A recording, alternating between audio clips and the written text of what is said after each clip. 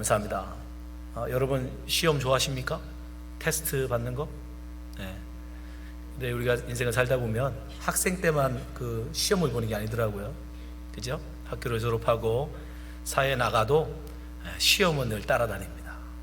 제일 먼저 봐야 되는 시험이 뭐죠? 바로 테스팅 드라이브. 드라이빙 테스트를 해야 돼요. 운전면허 시험을 봐야 우리가 운전을 할 수 있으니까 시험을 원치 않아도 시험을 봐야 합니다. 그뿐입니까? 직업을 가지려면 또 뭐예요? 라이센스를 따려면, 자격증을 얻으려면 자격증 시험을 봐야 돼요.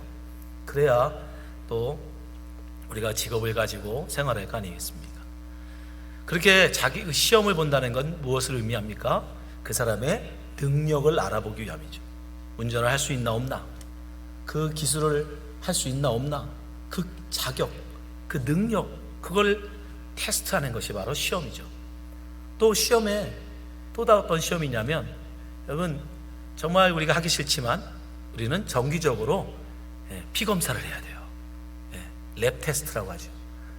왜 우리가 피 검사를 받아야 됩니까? 그 주사기를 찔러가지고 그 많은 피를 뽑아야 되는 이유가 뭐예요? 피 검사를 해야, 그 테스트를 받아야 우리의 건강 상태를 알 수 있기 때문이에요. 그냥 그 피 빼는 게 무섭다고, 그 주사기를 찔러가지고 피 빼는 게 너무 무섭다고 우리가 피 검사를 받지 않으면 어떻게 됩니까? 우리의 건강을 체크할 수가 없어요. 건강을 확인할 수가 없어요. 그래서 우리는 원치 않아도 때로는 시험을 봐야 됩니다. 그래야 우리의 상태를 알 수 있고 우리의 능력을 알 수 있어요. 근데 신앙에서 마찬가지라는 것입니다. 우리의 신앙생활에서도 여러분 우리는 때때로 시험을 봐야 돼요. 그래야 우리가 어느 정도 수준인지 알 수 있어요. 그래야 우리가 지금 어떤 상태인지 알 수 있습니다. 그래서 예수님은 때때로 우리를 시험 가운데 넣으시는 거예요. 테스트를 하시는 거예요. 어느 정도 우리의 신앙인지, 어느 정도 상태인지. 사실 오늘 본문도 바로 예수님께서 그런 제자들의 상태를 알아보시려고, 믿음이 얼마나 커졌나, 이들에게 믿음이 얼마나 있나, 그거 보시려고 사실은 예수님께서 제자들을 지금 시험하시는 거예요. 오늘 보면 4장 35절 보시면 제자들이 바다 건너 저편으로 가자고 한 게 아닙니다. 예수님께서 가는 어느 날 갑자기 저 편으로 건너가자, 마가다 지방으로 건너가자 말씀하시는 거예요. 그러니까 예수님이 지금 의도적으로 바다를 가시자는 거죠. 그죠? 갈릴리 호수로 제자들을 데리고 가시는 거예요. 근데 예수님이 모르셨을까요? 그 풍랑을 가면, 그 밤에 그 풍랑 가면 풍랑이 올 거를 몰랐을까요? 분명히 주님은 알고 계셨을 거예요. 예수님은 어부도 아니었지만, 그러나 분명히 주님께서는 지금 이 밤에 이 바다를 건너가면 분명히 풍랑을 만날 것을 알고 계심에도 불구하고 주님은 제자들을 데리고 지금 바다를 건너자 하시는 거예요. 다른 말로 하면 풍랑 속으로 들어가자. 왜요? 제자들을 테스트하시기 위해서. 근데 안타깝게도 제자들이 이 시험에서 떨어집니다. 다 낙방해요. 어떻게 하십니까? 40절 말씀에 보니까 예수님이 이렇게 말씀하세요. 시험 결과예요. 시험 결과. 이에 제자들에게 이르시되 어찌하여 이렇게 무서워하느냐? 너희가 어찌 믿음이 없느냐? 이 시험을 통해서 제자들이 믿음 없음이 드러난 거예요. 제자들의 상태가 드러난 거예요. 우리가 읽은 성경에는 너희가 어찌 믿음이 없느냐라고만 나오지만, 다른 성경 버전에는 너희가 어찌 아직도 믿음이 없느냐라고 나와요. 아직도.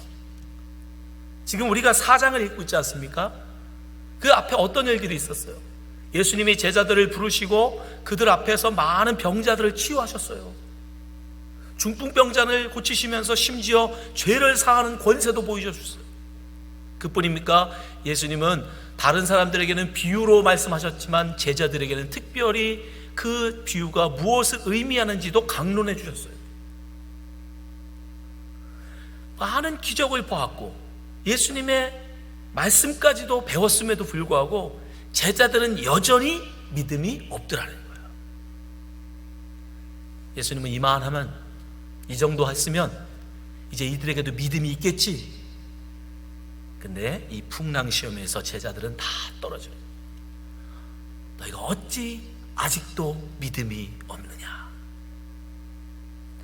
제자들의 믿음 없음은 41절에도 그대로 드러나요. 예수님이 바다를 잔잔케 하신 걸 보고 그가 뭐라고 합니까? 저희가 심히 두려워하여 서로 말하되 저가 누구예? Who's that? 아직도 예수님을 몰라요. 저분이 누구지? 저분이 어떤 분이시? 예수님이 그렇게 따라다녔음에도, 예수님의 그 말씀을 들었음에도 그들은 아직도 주님이 누군지를 모릅니다. 보기 좋게 그들은 시험에 떨어진 거예요. 그럼 예수님은 이 시험을 통해서 제자들이 어떤 믿음이 있기를 원하셨을까요? 분명히 목적이 있었을 거 아닙니까? 어떤 믿음을 가져야 이 시험에서 통과했을까요? 저는 두 가지 믿음이 필요했다고 생각합니다. 첫 번째, 모든 것을 하나님께 맡길 줄 아는 믿음이에요. 모든 것을 하나님께 맡기는 믿음. 예수님은요, 예수님이 부르신 12명의 제자들 중에 여러분 어부가 몇 명인 줄 아세요? 어부? 그것도 갈릴리에서 고기 잡던 어부만 9명입니다 12명 중에 9명이, 제자 중에 9명이 어부예요. 그것도 갈릴리, 그 갈릴리 바다. 근데 예수님이 시험을 보시는데 어떤 과목으로 시험을 보냐면 그 어부들이 평생 해오던 물질로 테스트하는 거예요. 어쩌면 너무 감사한 거죠. 그렇지 않습니까? 예수님이 목수라고 어느 날 갑자기 제자들 불러놓고 야, 나무 한번 깎아봐라, 톱질 한번 해봐라. 그러면 얼마나 당황스럽습니까? 근데 예수님은 바다를 건너가 보잖아요. 니들 맨날 밥 먹듯이 왔다 갔다 일상적으로 맨날 오고 가는 수없이 많이 했을 그 갈릴리 바다 한번 건너가 보자. 그걸로 테스트해보자. 무슨 능력으로 너희들이 그 바다를 건너는지 보자. 제자들은 무슨 능력으로 건너가요? 내 경험, 내 지식, 내 능력, 내 힘으로 건너가는 거예요. 늘 그렇게 해왔으니까. 늘 그 아버지에게서 배운 그 경험, 지식으로 늘 그렇게 물질질 해왔으니까 예수님을 모시고도 그들은 여전히 자기의 능력과 자기의 지혜와 자기의 힘으로 그 갈릴리 바다를 건너려고 한 거예요. 그러나 보기 좋게 어떻게 합니까? 풍랑 앞에 포기됩니다. 풍랑 앞에서 그들은 좌절해요. 거센 풍랑이 닥쳐오고 물들이 들어오자 그들은 판단합니다. 이건 도저히 안 된다. 그들이 얼마나 오랫동안 여러분 경험을 했겠어요. 그들이 고기를 어부로서 고기 잡으면서 여러분 그런 풍랑을 한 번도 겪어보지 않았을까요? 그들은 직감적으로 알았어요. 이건 못 벗어난다. 이건 도저히 우리 힘으로 못 빠져나간다. 우린 죽었다. 그래서 마지막으로 예수님을 깨우는 거예요. 38절에 보니까 예수께서 고물에 베개를 베고 주무시더니 제자들이 깨우며 이르되 선생님이여 우리가 죽게 된 것을 돌아보지 아니하시나이까. 여러분 이건 다른 제자가 한 게 아니에요. 어부였던 제자가 하는 말이에요. 평생을 고기를 잡던, 평생을 갈릴리 바다를 배를 놓아줬던 어부가 하는 고백인 겁니다. 우리가 죽게 된 것을 돌아보지 아니하시나이까. 주님, 이제 우리는 죽었습니다. 도저히 이제는 못 벗어납니다. 내 경험, 내 지식으로 이제 우리는 절대로 여기서 빠져나갈 수 없습니다. 우리는 침몰해서 죽을 것입니다. 결국 그때 비로소 이들은 예수님을 붙잡고 예수님을 깨워요. 그래서 이들은 떨어진 거예요. 그들은 그래서 이 믿음에서 여러분 시험에서 떨어진 거예요. 주님이 원하시는 믿음은 그런 믿음이 아니에요. 내가 내 힘으로 내 능력으로 할 것 해보고 안 될 때 그때 비로소 손 들고 하나님 도와주세요. 내 힘으로 안 돼요. 하나님 이럴 때 어찌합니까? 여러분 그건 믿음이 아니에요. 그건 종교심이에요. 종교심. 그거는 예수를 믿는 사람만 하는 게 아니라 세상의 모든 사람이 다 하는 거예요. 예수님을 알지 못하는 사람도 자기가 빠져나갈 수 없는 극한 상황이 되면 어떻게 해요? 하나님, 부처님, 공자님 다 짜져. 샤머니즘을 믿는 사람도, 큰 돌덩이를 섬기는 사람도 자기가 할 수 없는 일 앞에서는 돌덩이 앞에 가서 손을 깁니다. 나를 건져달라고. 그건 여러분 믿음이 아니에요. 그건 신앙이 아닙니다. 제자들은 자기가 할 수 있는 일을 다 하고 모든 노력을 다 하고 그제서야 예수님을 붙잡았어요. 예수님이 원하는 믿음은 뭐예요? 이미 출발하기 전에 모든 걸 맡기는 거예요. 내 힘, 내 능력, 내 경험으로 바다를 건너는 게 아니라 주님이 주신 은혜로, 주님이 주신 능력으로, 주의 돌보심 가운데 건너기를 원하는 거예요. 그래서 예수님은 배에 타자마자 주무신 거예요. 왜요? 모든 걸 하나님께 내어 맡기는 거예요.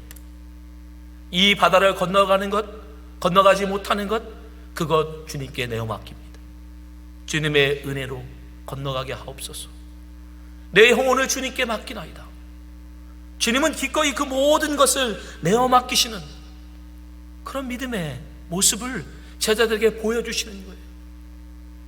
그러나 제자들은 자기의 능력으로, 자기의 힘으로, 자기 경험으로 헤쳐나가 보려고, 벗어나 보려고 발버둥 치며 살아가는 거예요. 주님이 우리에게 원하시는 믿음은 여러분, 우리의 모든 일상을 맡기는 거예요. 여러분이 늘 밥 먹듯이 하던 그 모든 일상조차도 다 하나님의 은혜 아니면 나는 할 수 없습니다 하고 맡길 수 있는 믿음, 그걸 주님이 원하시는 거예요. 하나님의 임재 연습이라고 하는 책에 보면 중세시대에 로렌스라는 형제가 나옵니다. 그는 자기 인생을 하나님께 바치고 싶었어요. 그래서 수도원에 들어가요. 근데 이 사람은 가진 은사가 없었어요. 그래서 다른 수사들처럼 성경을 연구하고 뭐 기도를 하고 하는 이런 것들을 잘 못해요. 그래서 이가 그 수도원에서 맡은 일이 뭐냐면 부엌에 들어가서 음식을 하는 거예요. 처음에는 그것도 못해서 저 감자 깎는 일부터 시작했어요. 그런데 놀라운 일은 이가 감자를 깎다가 하나님의 놀라운 은혜를 경험합니다. 감자 하나하나도 자기의 힘으로 깎지 않는 거예요. 하나님 도와주세요. 이 감자를 통해서 이 음식을 먹는 이들이 하나님의 놀라우신 복을 받게 해 주옵소서. 감자 하나 깎는 것도 기도하면서 기도 가운데 하는 거예요. 팔을 하나 자르는 것도 칼질 하나도 그 하나하나 그냥 요리를 시작할 때뿐 아니라 요리하는 모든 과정을 하나님 앞에 기도하면서, 기도하는 마음으로. 그랬더니요, 그가 그 수도원에서 가장 경건한 자가 됐어요. 늘 모든 삶, 자기의 요리하는 거, 자기가 수도원에 청소하는 거, 자기 하는 걸음걸음 한 걸음 한 걸음 모든 것을 다 하나님이 나와 함께 하심을 믿고 은혜 가운데 그가 감당해요. 그래서 나중에 수년이 지난 뒤에 그 수도원에서 가장 경건한 자, 그게 바로 로렌스예요. 여러분, 하나님은 여러분에게 어려울 때만, 힘들 때만, 여러분이 못할 때만 그제서 아버지 도와주세요, 아버지 저 붙잡아 주세요, 내가 주를 믿나이다, 그런 믿음을 원하지 않으세요. 우리 아주 일상적인 거, 교회를 오고 가는 이 걸음, 얼마나 여러분 몇 번을 왔다 갔다 했어요. 여러분 얼마든지 한쪽 눈 감고도 아마 교회로 오실 수 있을 거예요. 그러나 여러분 그 핸들을 잡으면서도 아버지 나와 동행하여 주옵소서. 나의 이 운전이 다른 이들에게 해가 되지 않게 하여 주시고, 이 운전이 오히려 주님의 이름을 드러낼 수 있는 그런 운전이 되게 하옵소서. 그러면 여러분 그것이 바로 예배의 시작인 것입니다. 이 예배의 시간이 꼭 예배가 아니에요. 여러분의 교회를 나오는 그 걸음걸음이 벌써 예배인 거예요. 하나님을 향한 기도인 거예요. 여러분의 경건인 거예요. 예수님은 우리에게 어떤 믿음을 원하시는가? 여러분의 모든 일상을 하나님과 함께 하기를 원하십니다. 모든 것을 하나님께 내어 맡기고 하나님 믿는 믿음 가운데 하기를 원하세요. 여러분 집에서 밥을 지을 때도 경험으로 하지 마십시오. 지식으로 하지 마세요. 아버지 앞에 기도하면서 아버지 은혜 주세요. 이거 먹고 우리 가족들 건강하게 해주세요. 우리 교회 식구들 이거 먹고 정말 모든 병이 낫고 건강하게 해주세요. 교회 해를 쓸면서도 비질을 하면서도 아버지 이것이 우리의 마음을 정결케 하는 빛이 되게 하옵소서.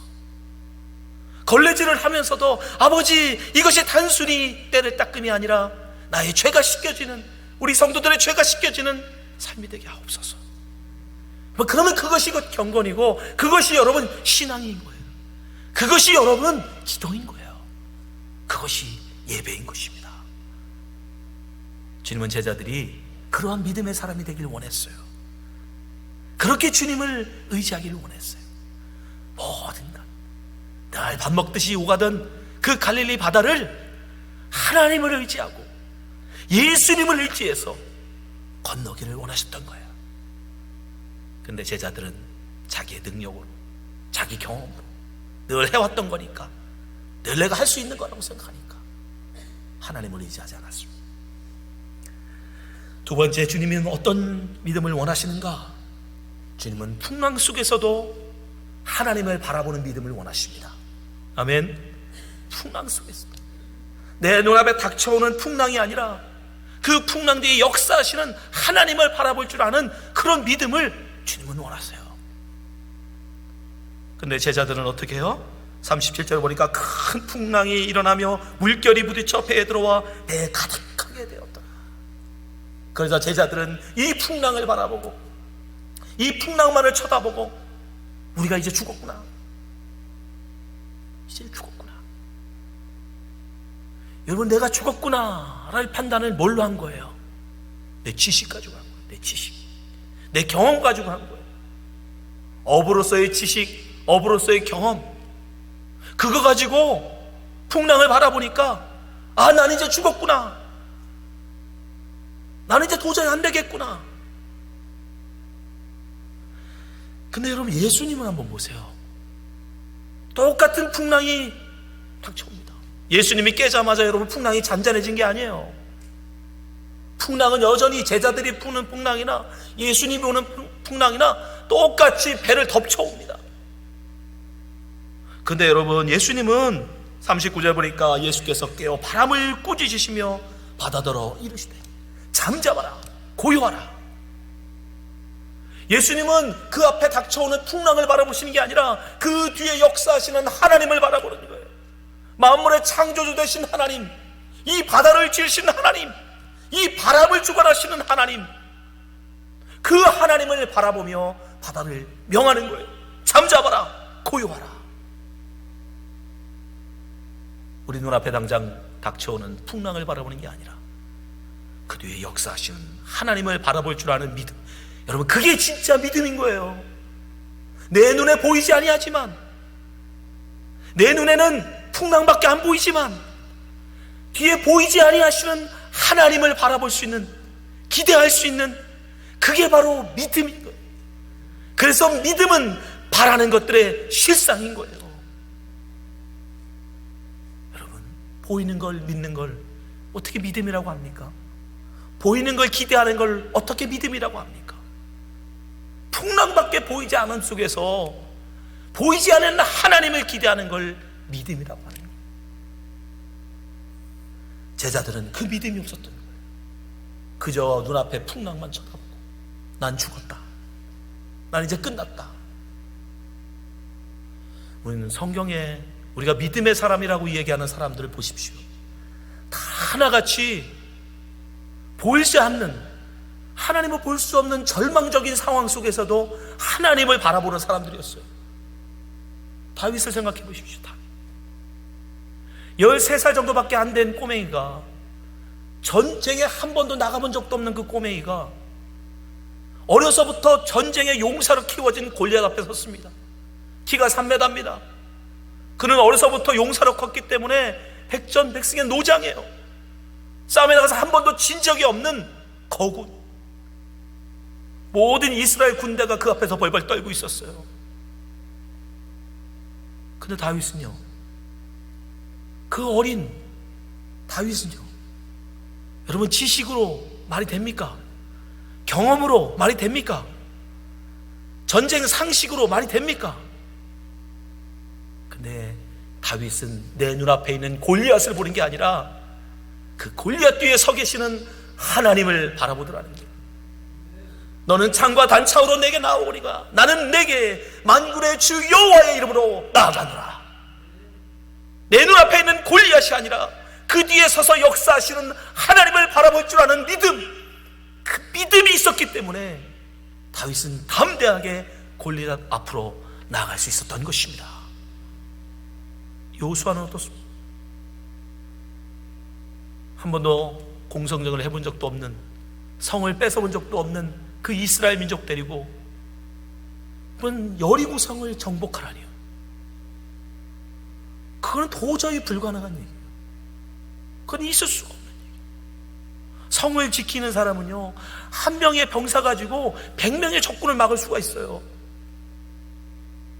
근데 어떻게 그 성을 뺏으라는 겁니까? 지키라면 또 몰라도. 그러나 여호수아도 내 눈앞에 있는 여리고성이 아니라 그 견고한 성, 그 웅장하고 대단한 여리고성을 바라보는 게 아니라 그 뒤에 역사하시는 하나님을 바라봤기에 담대함으로 그가 여리고성을 향하여 나갈 수 있었던 거예요. 다니엘의 세 친구는 어떻습니까?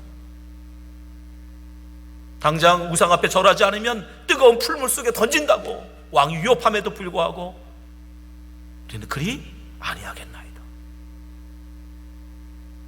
사시는 여호와 하나님께서 우리를 불물 속에서 건져내시려니와 그리 아니하실지라도 우리는 우상 앞에 절하지 않겠나이다. 당장 눈앞에 펄펄 끄는 풀무, 그 눈이 있지만 그러나 그 속에 역사하시는 하나님을 바라봤기에 그는 풀물 앞에서도 그들은 담대하게 외쳤던 거예요. 우리는 결코 우상 앞에 절할 수 없나이다. 그리고 그는 풀물 속에 던져집니다. 근데 어떻게 해요? 그 믿음대로, 그들의 믿음대로 정말 하나님께서 풀물 속에서 그들을 건져내시더라는 거예요. 우리 모든 사람들이요, 환난이 없이, 시험도 없이, 풍랑도 없이 믿음을 증거한 사람은 없어요. 하나님이 왜 우리에게 풍랑을 주시는가? 왜 환난을 주시는가? 바로 우리의 믿음이 있는가 없는가, 그런 담대한 믿음이 있는가 없는가, 그걸 보시기 위함인 거예요. 그래서 우리의 믿음의 선진들이 담대하게 그 믿음으로 능히 그 모든 어려움들을 이겨내었던 것입니다. 그래서 히브리서 기자가 우리에게 그렇게 얘기하죠.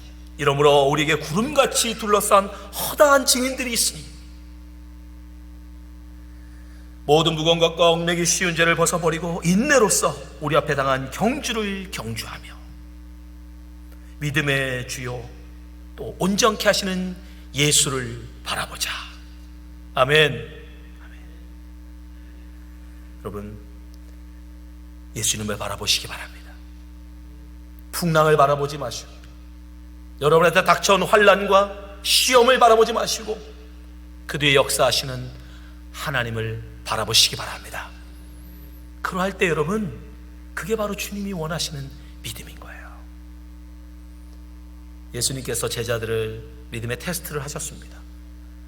그럼 올라 우리는 어떨까요? 주님이 안 하실까요? 우리는 믿음이 너무 다들 훌륭해서 너희들은 시험 볼 필요 없어, 그냥 너희들은 시험 없이 그냥 가자 하실까요? 아니에요. 오늘날 우리도 주님은 시험하십니다. 믿음의 시험을 보십니다. 환난을 통해서, 어려움을 통해서, 고난을 통해서, 원치 않는 질병을 통해서 오늘도 주님은 우리를 시험 가운데 넣으세요. 그 가운데 우리는 어떻게 믿음을 보여야 합니까? 모든 걸 하나님께 내어 맡기는 믿음인 거예요. 나의 생사화복, 나의 삶과 죽음, 나의 그 모든 것들을 기꺼이 하나님께 내어 맡길 줄 아는 믿음. 내가 해보고 안 되는 것만 맡기는 믿음이 아니라 나의 모든 일상을 기꺼이 주님 앞에 맡길 때에 여러분들이 정말 가장 여러분들이 능력으로 여러분의 힘으로 할 수 있다고 하는 그것까지도 주님께 맡길 때에 여러분 정말 여러분은 믿음의 사람이 되는 것입니다. 단 어떻게 우리가 믿음의 사람이 될 수 있습니까? 풍랑을 바라보지 않는 거예요. 환난을 바라보는 것이 아니라 그 뒤에 역사하시는, 그 뒤에 살아 역사하시는 하나님을 바라볼 줄 아는 사람이 되어야 하는 것입니다. 내 눈앞에 닥쳐오는 환난과 시험 속에서 여러분 두려워하지 마십시오. 오히려 그 뒤에 역사하시는 하나님을 바라보시기 바랍니다. 환난은 오히려 우리를 더 단련케 합니다. 그래서 욥이 그렇게 고백하잖아요.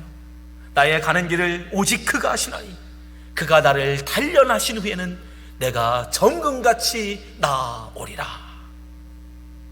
순도 100%의 순금으로 나를 만드시기 위해서 나를 용광로 속에 집어넣으신다는 거예요. 그래서 내 안에 붙어있던 불순물들을 태워버리시고 티끌들을 태워버리시고 완전히 온전한 순금, 온전한 믿음만 남는 정금으로 나를 만드시기 위해서 나를 용광로라는 시험 속으로 나를 던지시더라. 욥이 수많은 환난과 시험을 닥치면서 그가 깨닫고 고백한 말이에요. 우리도 마찬가지예요. 사랑하는 성도 여러분, 주님은 오늘도 우리를 믿음의 시험을 치르십니다. 여러분들이 얼마나 믿음이 있는지, 여러분들이 지금 어떤 상태에 있는지 그걸 알아보시려고 오늘도 주님은 우리를 테스트하세요. 그 시험 앞에서 여러분 정말 주님이 원하시는 믿음을 보이심으로, 주님이 원하시는 그 믿음을 가지심으로 그 시험을 넉넉히 이겨나가신 성도가 되시기를 주님을 축원합니다. 기도하겠습니다.